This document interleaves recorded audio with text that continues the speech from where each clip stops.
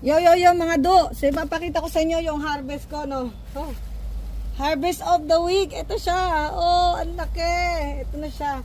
Tanggalin na natin itong mga to dito. So ito siya. Ito nga yung sinasabi ko, may mga titira pa. Yung iba dito guys, ayun siya oh. Yung iba niya sa ugat niya na yan. Pwede mo pang sundan yan kasi malamang meron pa diyang kamote. Mahahaba pa yung ugat niya. So tatanggalin na natin to. Wala na to. Pang-compose na natin itong iba niya na yan. So ganito ko siya i-store. Papakita ko lang sa inyo guys kung paano ko ini-store itong mga ganito kasi normally pini-freezer ko to, hinugas ako maigi, hinihiwa-hiwa ko na tapos i-freezer ko. Etong ugat niya na to, ito, pwede mo tong gawing tea. Ayan, pwede yung tea na yan. Tapos, pakita ko sa inyo yung iba niyang ugat. Ito siya oh. Yung mga sumahid sa lupa, ito, tingnan nyo.